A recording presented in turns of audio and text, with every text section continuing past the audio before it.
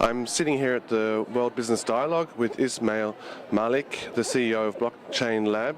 Welcome to the Congress.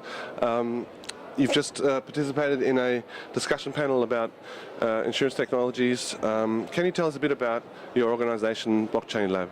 So Blockchain Lab has been around for about 4 years as a lab and about 5 years as a conceptual idea. So Blockchain Lab is a dedicated R&D lab just for outlier blockchain type technologies, and we sort of spend, I would say we split our times between 50% actually developing blockchain technologies for clients or ideas that we have come in-house, and 50% we do on what we see as disruptors within the blockchain industry and ideas that may take 3 to 5 years to mature. You've just participated in the InsurTech panel. So from the outside, the insurance industry can seem a bit unsexy, but what would you say is, what makes you passionate about insurance? So I would see insurance as very closely aligned to the entrepreneur in it. It's a risk matrix. It's primarily around risk, and the blockchain to secure risk contracts is amazing.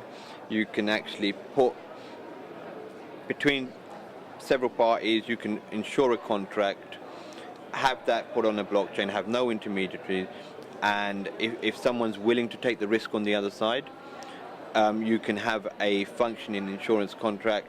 So I think what blockchain was for fintech, it's going to be even bigger for insurtech, and I think actually when you go underneath the hood, risk and how risk is managed and how it's currently looked at is about to have the biggest disruption it's ever had in the last 200 years.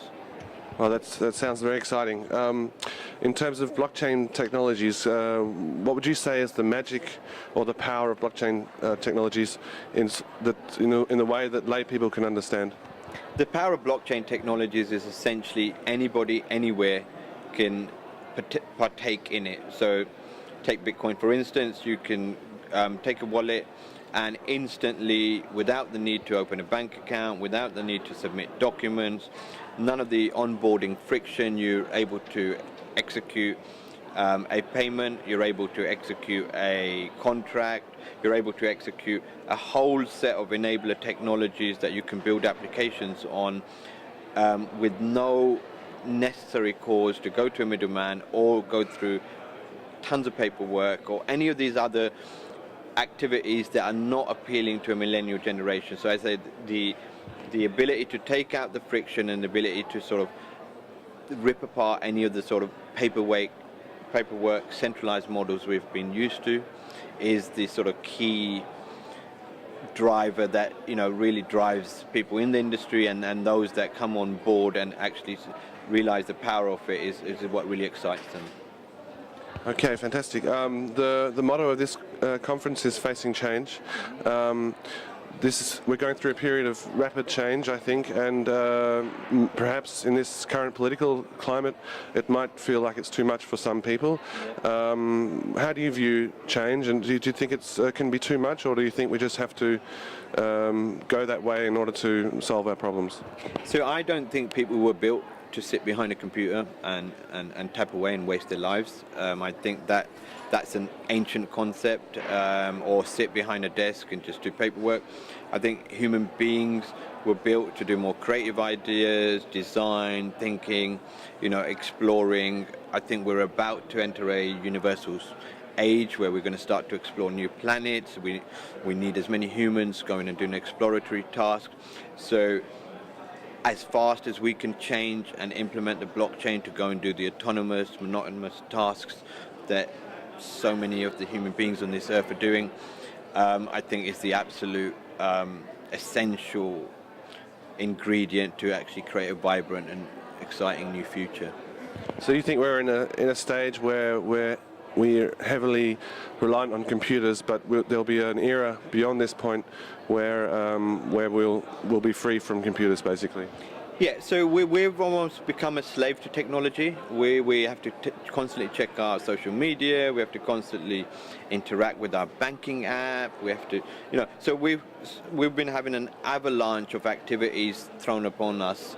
And I think the autonomous age and the blockchain age is going to allow us to offboard that onto the blockchain, and we as humans can just not have to do these menial tasks or paperwork, filling out things, opening up apps, closing apps, checking your social media.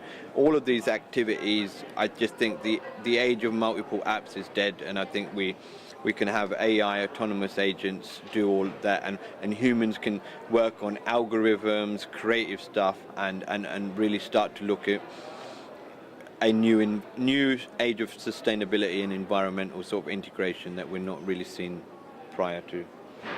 Okay. For the final question, do you have an opinion about Bitcoin and who the founder actually was? I would only go as far as saying I think the founder is a very nice gentleman, and that's as far as I can speak on the subject. That's a very mysterious answer, but it's a nice way to end the interview. Thank you very much for being here.